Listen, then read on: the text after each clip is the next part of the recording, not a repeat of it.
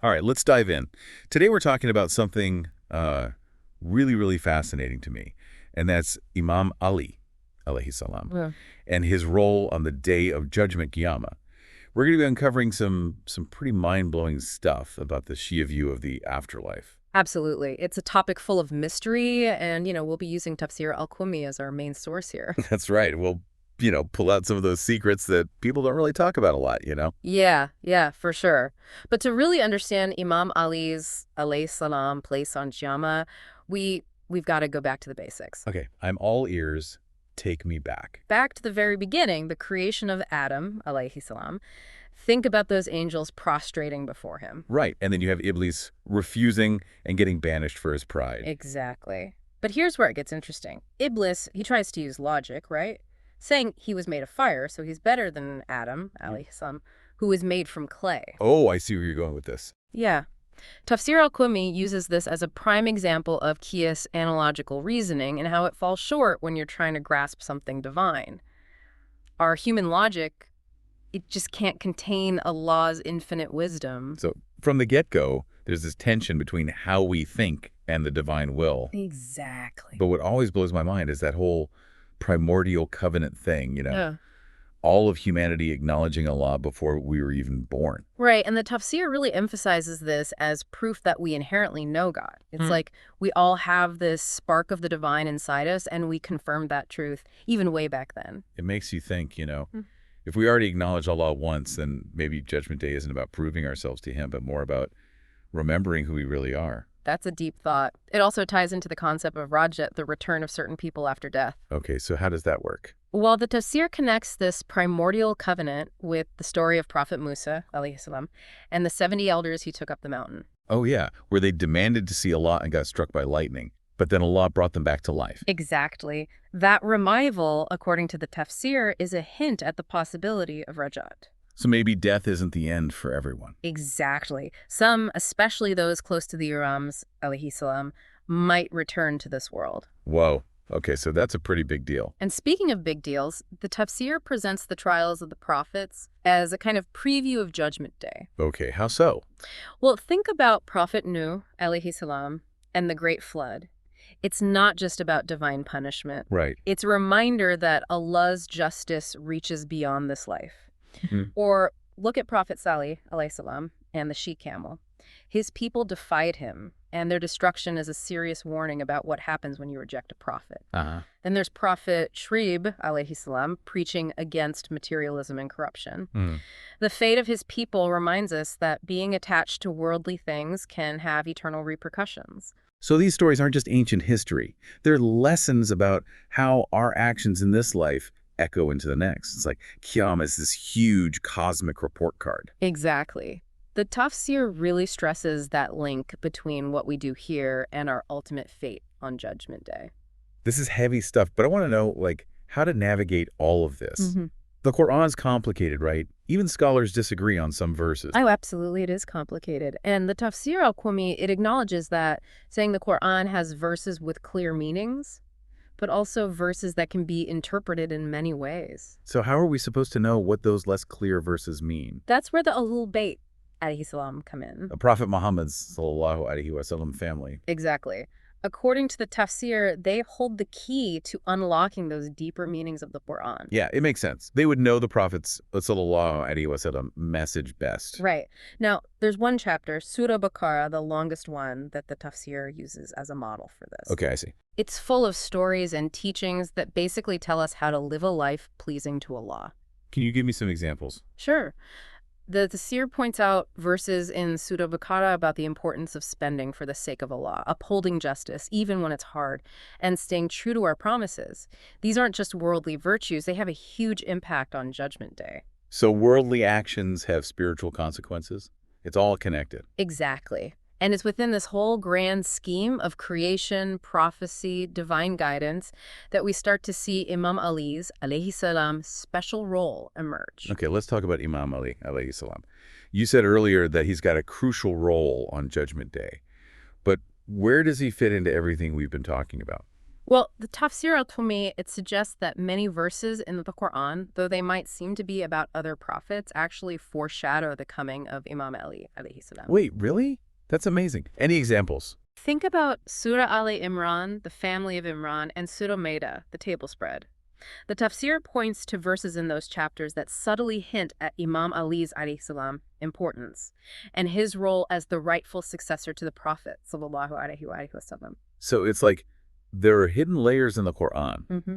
and they point to Imam Ali. Yes, exactly. The layers that we need the Ahlul-Bayt alayhi salam to help us understand. Wow, that's incredible. But what about Imam Ali's, alayhi salam, actual powers and responsibilities on the Day of Judgment? That's what I really want to know more about. Ah, yes, that's where it gets really interesting. The tafsir gives us glimpses into his extraordinary powers on Qiyamah. Okay, I'm hooked. Powers that show just how unique and spiritually powerful he is. And this, my friend, is where our journey really begins. All right, you've got me on the edge of my seat. What kind of powers are we talking about here? Spill the beans. Well, according to the tafsir, one of Imam Ali's alayhi salam roles on Qiyamah is as the wali of the believers. Wali. I'm not sure I follow. What does that mean exactly? It means he's their guardian, their protector, even in the afterlife. Imagine it, Qiyamah, a day of absolute chaos and fear. But for the believers, those who loved and followed Imam Ali, alayhi salam, they have him there, like a beacon of hope and security amidst all the turmoil. That's actually really comforting when you think about it. It's like having, a powerful friend looking out for you on the biggest day ever. Exactly. And it goes beyond just comfort. The tafsir even describes him being there at the weighing of deeds, witnessing every soul's actions being judged. Wow. That's a pretty intense image. Does that mean he actually has a say in the judgment process? It definitely implies that he's actively involved, yeah. And there are other verses that talk about him as a guide, leading the believers across the Siraat, the bridge over hellfire. Okay, hold on. Back up a second. The Siraat. Remind me what that is again and why it's such a big deal. Picture this. A bridge, thinner than a hair, sharper than a sword, stretched over a bottomless pit of fire. That's the Siraat. It's the only way to paradise, and it's a test that only the truly righteous can pass. Okay, now that sounds terrifying. Right. So Imam Ali, alayhi salam, helps them get across this bridge. Yeah, he guides them, gives them strength to stay on the path to salvation. The tafsir portrays him as this light, illuminating their way through that dangerous crossing. So he's a guardian, a witness, a guide. It's starting to feel like he's involved in every part of Judgment Day. Right. But what about the Mahdi, alayhi salam? Where does he fit into all of this? The Mahdi, alayhi salam. Now, according to Shia belief, he's the prophesied redeemer who will appear before the end of time to establish justice. And the Tafseer Al-Qummi makes a point of linking Imam Ali alayhi salam to him, suggesting a strong connection between them, even on Judgment Day. Okay, so how do they work together on that day then? The tafsir suggests that Imam Ali alayhi salam helps the Mahdi alayhi salam gather the believers, separate them from those who rejected the truth. Wow, that's a pretty big responsibility. Like sorting humanity on a cosmic level. Yeah, it is. And then picture this. The believers, gathered and guided by Imam Ali alayhi salam, are then presented to the Prophet Muhammad sallallahu alaihi wasallam himself. Whoa, that's a powerful image. It's like Imam Ali's vouching for them, saying, these are the ones who stayed true. Exactly. It really emphasizes that close bond he has with both the Prophet sallallahu alaihi wasallam and the believers. Yeah. A bond that carries on into the afterlife. But remember, the tafsir doesn't just focus on Imam Ali's alayhi salam powers on Judgment Day. It also talks about how we should live our lives to, be worthy of his intercession. Right, that makes sense. So according to the tafsir, how can we prepare ourselves for Judgment Day, especially in relation to Imam Ali alayhi salam? It emphasizes the importance of truly recognizing and loving him. It says explicitly that those who love and follow him will have a special place in paradise with him. So it's not enough to just know about him. We have to actively cultivate a genuine love and devotion to him. Exactly. It's about aligning ourselves with his teachings, his example, his unwavering commitment to justice and truth. That love, that alignment, it guides us in this life and strengthens us in the next. Remember, our actions, our beliefs, our very emotions in this life, they all have consequences that stretch far beyond this world. It's like this life is our rehearsal for Judgment Day. And Imam Ali alayhi salam is giving us the script, the guidance, the support we need to make sure our performance is worthy of paradise. But you mentioned earlier about the tafsir highlighting Imam Ali's alayhi salam authority and power on Judgment Day. Ah, yes, and this is where it gets really interesting. The Tafsir describes Imam Ali, alayhi salam, as having the power to punish those who wronged him and those who opposed the Prophet Muhammad sallallahu alaihi wasallam and his message. No. So there's a sense of accountability there. The people who spread injustice, they'll face consequences for their actions. Absolutely. Judgment Day isn't just about rewards, it's also about reckoning. And this aspect of Imam Ali's alayhi salam role really stresses how important it is to live a life that upholds truth, justice, and compassion. It really drives home the point that our choices have an impact, not just on ourselves, but on the whole world around us. So we've covered a lot here. Imam Ali, alayhi salam, as a guardian, witness, guide, a companion to the Mahdi, and even a dispenser of justice. Yeah. Is there anything else that the tafsir reveals about his powers on Judgment Day?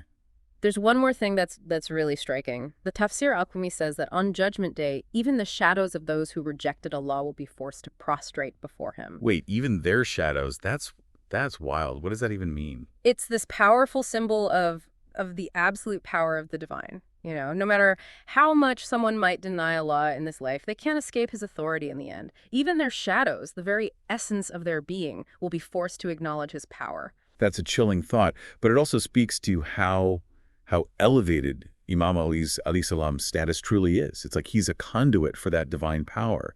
He holds so much spiritual authority that even the shadows of those who defy Allah are humbled before him. Exactly. It gives us this glimpse into the cosmic hierarchy, Yeah. where Imam Ali alayhi salam stands as this towering figure, completely intertwined with the very fabric of Judgment Day. But keep in mind, we're looking at all of this through the lens of the Tafsir Al-Qummi, a text that's deeply embedded in Shia Islamic tradition. It offers a very specific perspective on these incredibly deep concepts. That's a good point, and it's been really fascinating to dive into this particular interpretation. It's a reminder that different schools of thought within Islam have such diverse, complex views on life, death, and the divine. But I have to say, I'm really feeling a sense of awe right now. Like, my appreciation for Imam Ali's alayhi salam role on Judgment Day has just grown exponentially. And that's the beauty of exploring these sacred texts. They push us to think beyond our limited understanding, to broaden our awareness, to really ponder the deeper mysteries of existence. But our journey's not over yet. The Tafsir Al-Qummi hints at even more profound secrets about Imam Ali, alayhi salam, and Qiyamah, secrets we'll uncover in our next deep dive. Okay, I'm more than ready to keep going down this rabbit hole. I gotta say, all this talk about Imam Ali's alayhi salam role on Judgment Day, it's really powerful stuff. To think that he's there as a guide, a protector, ensuring justice is served, it's pretty amazing. It really is. And what we've talked about so far, that's really just scratching the surface. The Tafsir Al-Qummi, it goes even deeper, revealing more about the intricacies of his powers and his importance on that day. Okay, I'm all ears. What else does it say about Imam Ali alayhi salam and Qiyamah? Remember earlier how we were discussing the Quran and how some of those verses, they need a deeper understanding? Well, the Tafsir suggests that Imam Ali, alayhi salam, he possesses this unique understanding of the Quran, knowledge that'll be especially crucial on Judgment Day. Okay, now you've really piqued my curiosity. What kind of knowledge are we talking about here? It's like he has this insight into the Quran's hidden meanings, the subtle nuances, the layers of interpretation that others might miss. He can unlock those deeper levels of meaning, the wisdom that's essential on a day like Judgment Day. Right, because with so much at stake on that day, having someone who can clarify the Quran's teachings, especially the ones open to interpretation, that would be invaluable. Exactly. Imagine a dispute arising about the meaning of a specific verse. Who better to settle it than Imam Ali, alayhi salam, the one who has the deepest understanding of the Quran's essence? So he's not just a guide, a protector. He's like the ultimate authority on the Quran, making sure its message is properly understood and applied even on Judgment Day, kind of a continuation of his role as teacher and source of wisdom in this life and the next. Exactly. Now let's shift gears a little. The Tafsir Al-Qummi, it actually hints at a connection between Imam Ali, alayhi salam, and the Hod. The Prophet Muhammad sallallahu alaihi wasallam pool in paradise. The Hod. Oh yeah, that's the pool of pure water that gives eternal satisfaction to those who drink from it. Right. It's described as this incredibly beautiful, pure pool. The water's whiter than milk, sweeter than honey. Those who drink from it will never thirst again. It's a symbol of ultimate bliss, you know? Hard to even fathom what drinking from that pool would be like. And the tafsir suggests that Imam Ali, alayhi salam, plays a part in guiding the believers to the Hajj on Judgment Day. So not only is he helping them across that scary Siraat, but is also making sure they reach this ultimate source of spiritual nourishment, I guess you could say. It's like he's a shepherd leading his flock to the most sacred watering hole. That's a beautiful way to put it. And it really speaks to his compassion, his dedication to the well-being of the believers, even in the afterlife. But there's one more thing about Imam Ali's alayhi salam powers on Judgment Day that I find really incredible.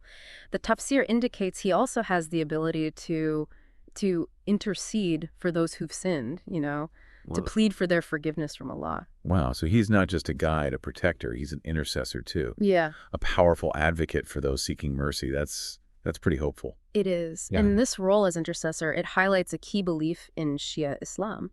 The Imams alayhi salam, they're not just spiritual leaders. They're intermediaries between humanity and the divine. They can actually influence the outcome of Judgment Day through their closeness to Allah. So they're like a bridge between us, with our imperfect human efforts and the infinite mercy of Allah. They plead our case, highlighting the good and asking for forgiveness for our shortcomings. Exactly. And Imam Ali alayhi salam, with his special status and spiritual authority, he's particularly well suited to advocate for the believers on that day. This whole deep dive has been an incredible journey. It's like getting a glimpse into a world beyond our comprehension. We've explored Imam Ali's alayhi salam understanding of the Quran, his guidance to the Hajj, his ability to intercede for the believers.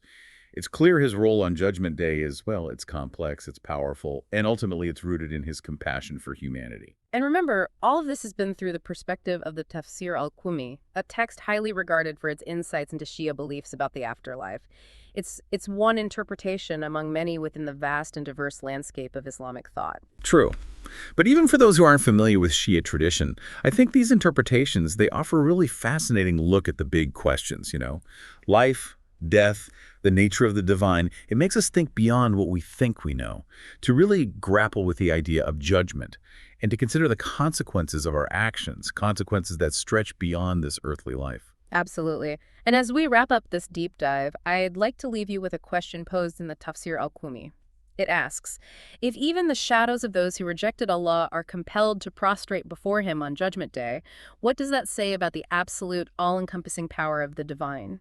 It's a powerful image, a reminder that Judgment Day isn't just about our individual actions, but about acknowledging the ultimate power and authority of Allah. Exactly. And within that context, Imam Ali's alayhi salam elevated status, the profound significance of his message, it becomes even clearer. Thank you for joining us on this incredible journey exploring Imam Ali alayhi salam and the mysteries of Qiyamah. We hope this deep dive has given you a sense of wonder and maybe a renewed appreciation for the profound mysteries of the afterlife. Until next time, may your journey of understanding continue to illuminate your path.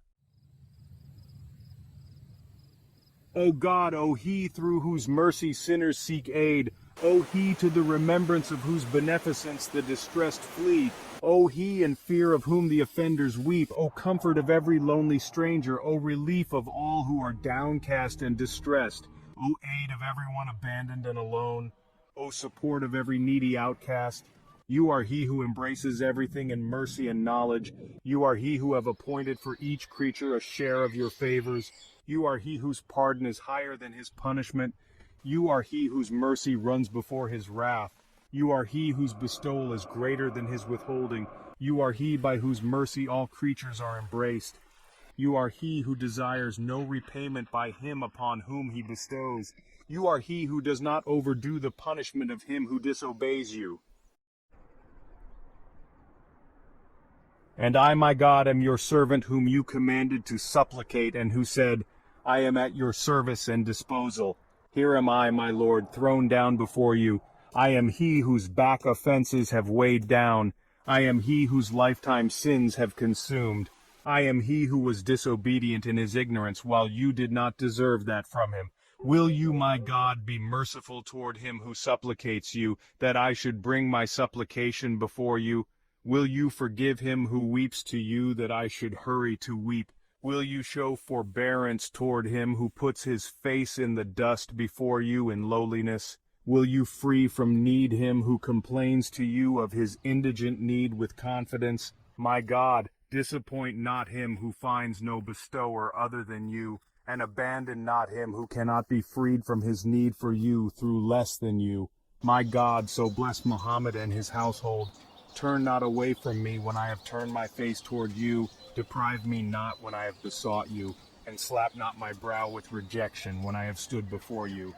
You are he who has described himself by mercy. So bless Muhammad and his household and have mercy upon me. You are he who has named himself by pardon, so pardon me.